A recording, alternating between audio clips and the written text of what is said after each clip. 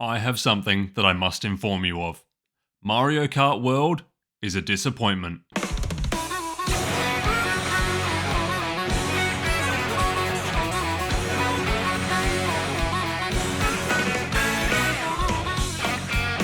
Those of you who have known me through the years as a content creator will not have found my latest disappearance from Twitch to be particularly surprising. Back in the spring of 2024, Melbourne held an event, a night with Yoshi P or something along those lines, where Final Fantasy XIV creators and fans gathered to sit in a stadium and watch a 2-hour live interview with the big man himself. This night would prove to be a pivotal point in my delusion over who and what I am, as two key events occurred prior to the interview. The first was that I signed my first ever autograph. The second was that a regular in the Final Fantasy community asked me why a journalist was in attendance. A humorous play at a friendly jab, since it was at the peak of my 2024 game review uploads, and I had long since stopped playing the MMO and was in fact just there to accompany my partner.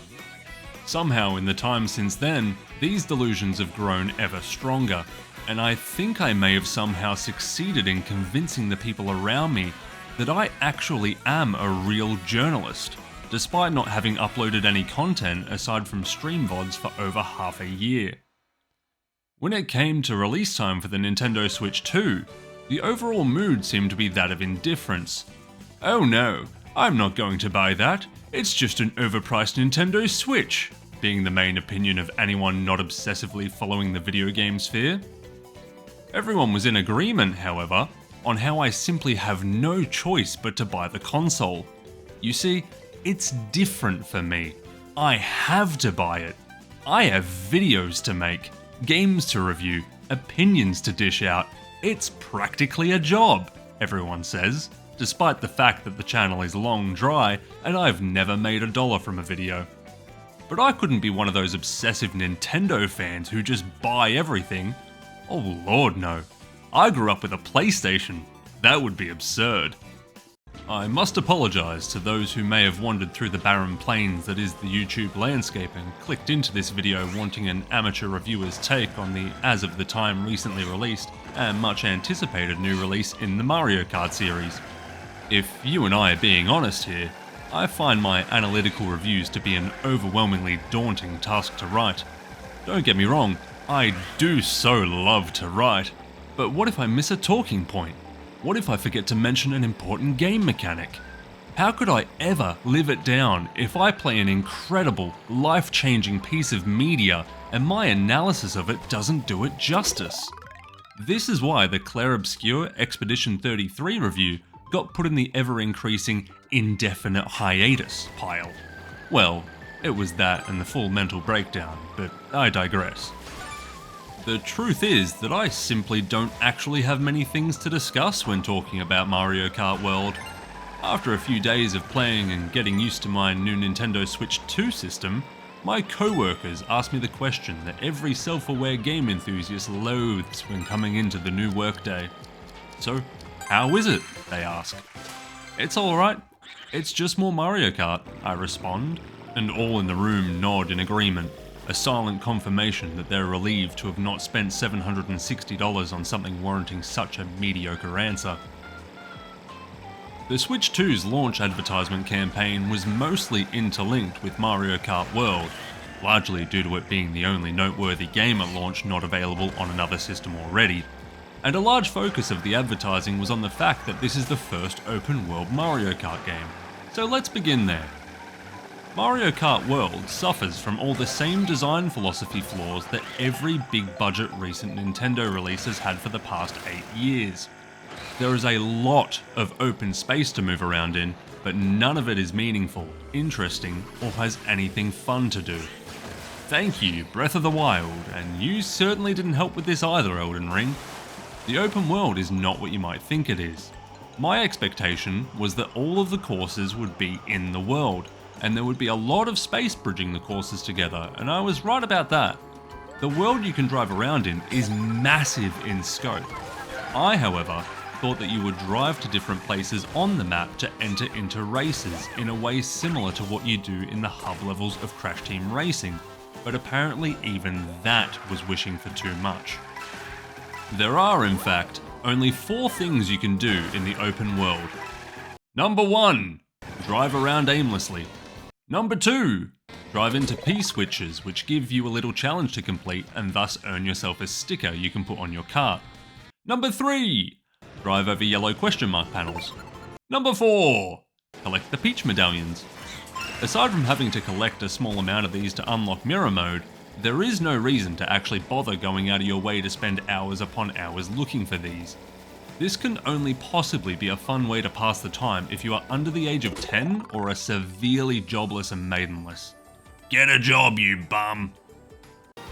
The one thing that makes the open world worthwhile is actually an entirely different mode altogether. Knockout Tour is really the big triumph of Mario Kart World. Imagine a marathon race, but at every checkpoint the people in the last few positions are eliminated from the race until the very end, where only one person is crowned the victor. Take this, but make the race one big stretch going on a path from track to track, and never keeping you in any one particular zone. You also have all 3 speeds and mirror mode here for 8 different cups, so there is plenty of it to play. Knockout Tour is a genuinely awesome chaotic mess. I'm really glad that it's in the game, even though it's going to be a nightmare to get 3 stars on every cup.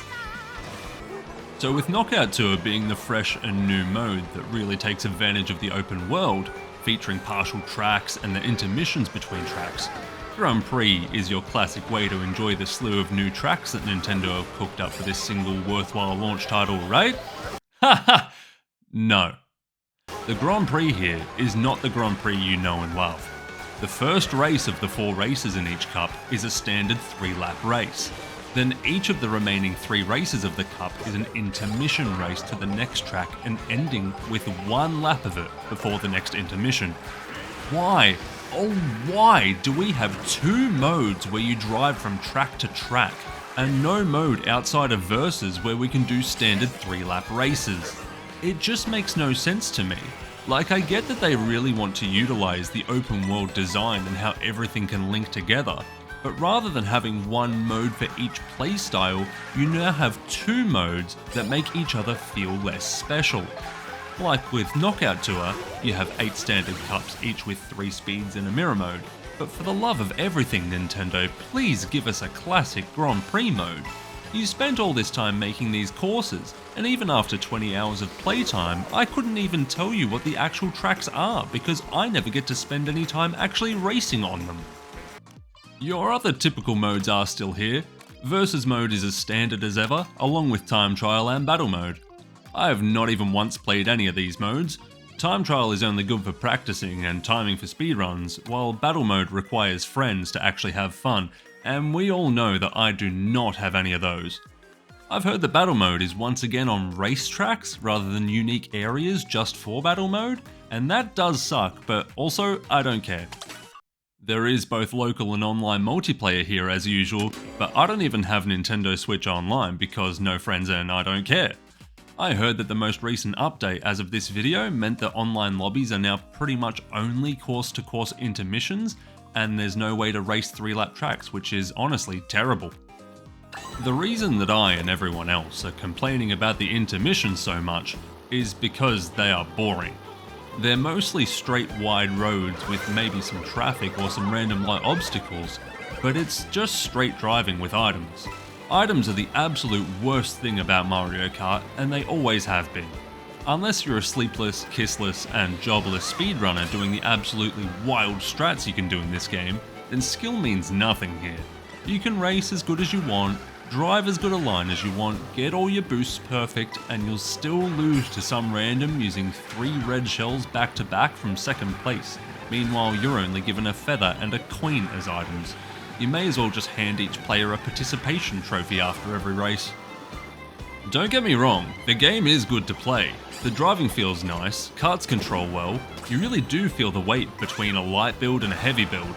Drifting angles took me a little to get used to, switching over from 8 Deluxe to this game, but I've got it down now, and I do really like the feel of this entry. It would just be nice to have some modes that actually offer some enticing gameplay. Let's rapid fire through the remaining points because oh boy, there was more to talk about than I thought. There are a lot of karts to unlock, and they're really cool and offer unique stats to different drivers, but I hope more get added in future. There are a ton of characters to unlock, the most so far in the series, and being able to unlock random things like enemies and obscure characters is a lot cooler than it's getting credit for. I don't understand why people hate on this so much. All of the main roster characters have a lot of different outfits you can transform into with food you pick up or by magic, but these can be really annoying to unlock if you're unlucky. Please give Donkey Kong more outfits because he's my boy, and give Pauline more. You know why. The new items are a bit hit and miss.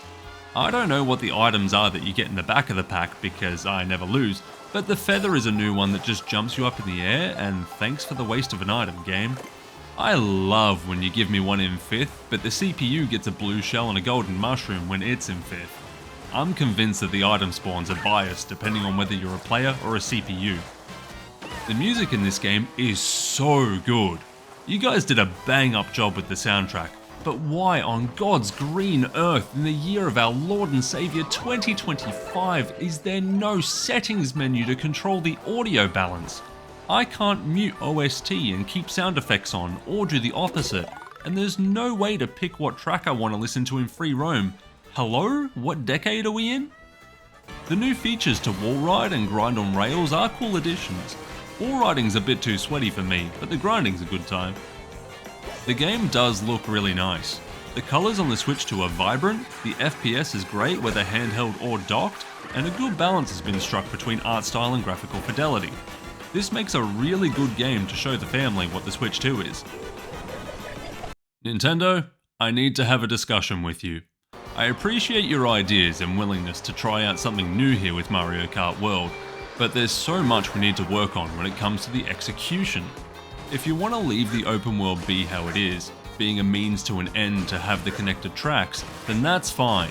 You've more or less made the mode as hidden as you can in the menus because I'm guessing the mode is just a result of a, well, we may as well while we're at it mentality rather than a fully fleshed out part of the game. It's the other things we need to talk about. Give me a classic Grand Prix mode. Let us stick more than one sticker on each car. Give me more Donkey Kong and Pauline outfits, especially classic DK. Give us the option of full 3-lap races in online, and let me have control over my audio settings. Now this last one, Nintendo, now this last one you've been quite naughty with, haven't you? Do you honestly believe that Mario Kart World is worth that price you're charging? Do you? I don't think you do.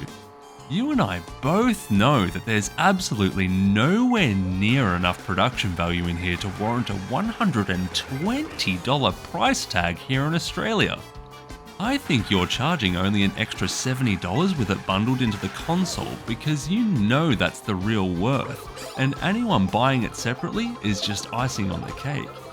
You know people will buy it because it's the only exclusive game you released on the console at launch. Tisk tisk, Nintendo. The score that I will be giving Mario Kart World is a 7 out of 10. It's fun. It's Mario Kart. There's some cool stuff, but nothing's blowing my mind. Let's hope for some content to be added in some updates, shall we? Thank you, and good night.